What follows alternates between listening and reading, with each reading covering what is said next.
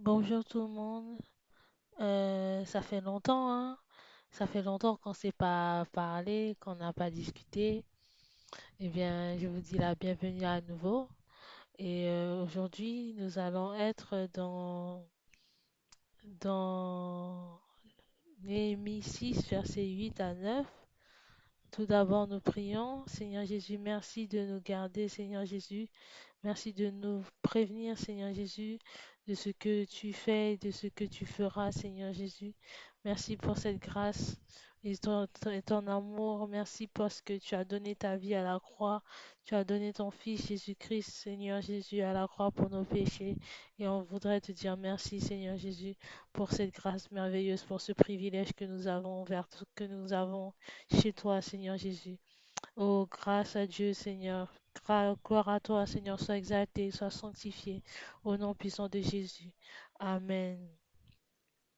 Donc, je disais Néhémie 6, verset 8 à 9. 2 Chroniques 19, verset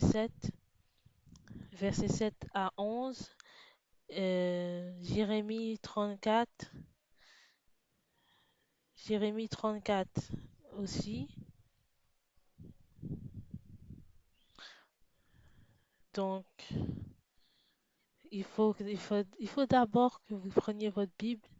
Il ne faut pas lésiner sur ça. Sachez que c'est important que vous fassiez votre devoir, de prendre votre Bible et de la lire.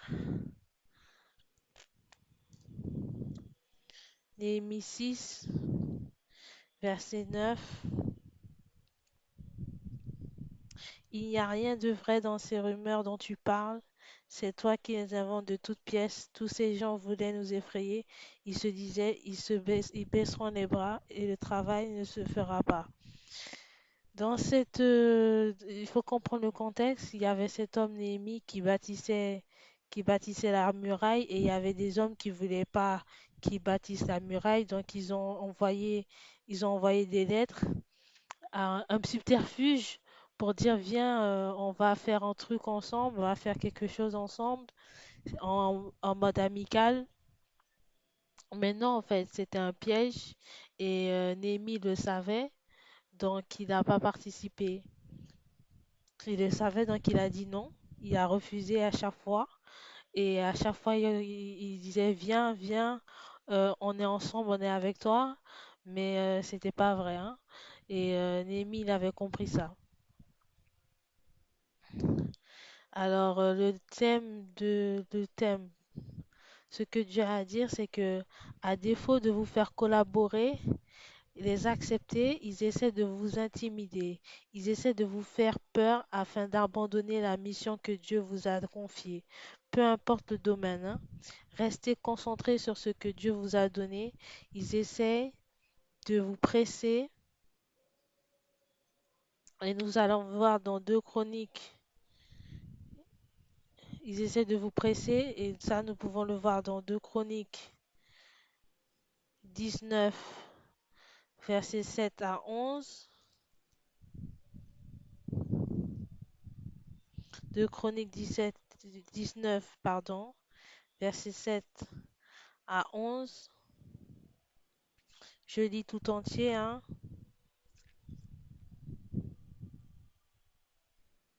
Maintenant que la crainte de l'Éternel soit sur vous, veillez sur vos actes, car il n'y a chez l'Éternel notre Dieu ni injustice, ni favoritisme, ni acceptation de pots de vin. À Jérusalem aussi, Josaphat avait établi des Lévites, des prêtres et des chefs de la famille pour Israël, pour l'application du droit de l'Éternel et les contestations.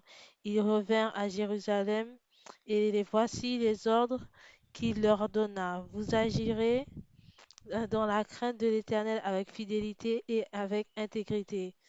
Dans tout, dans toute cause que vous soumettrez vos frères, dans toute cause que vous soumettront vos frères établis dans leur ville, en rapport avec un meurtre, une loi, un commandement, des prescriptions et des règles, vous les éclairez. Ainsi, ils n'offenseront pas l'Éternel et sa colère n'éclatera pas contre eux et vous.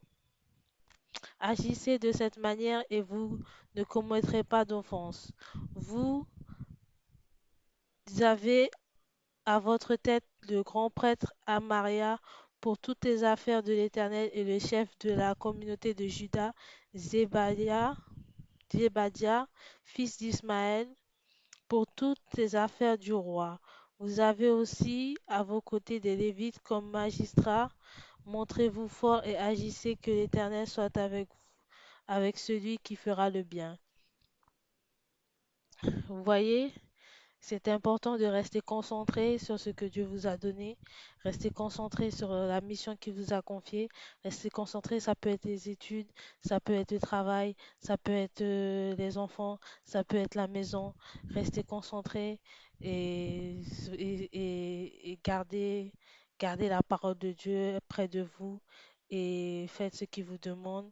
Faites comme Néhémie, ne, ne baissez pas les bras et n'ayez pas peur de ce que l'ennemi pourrait faire contre vous parce il n'a aucun pouvoir et il n'a aucun contrôle sur vous.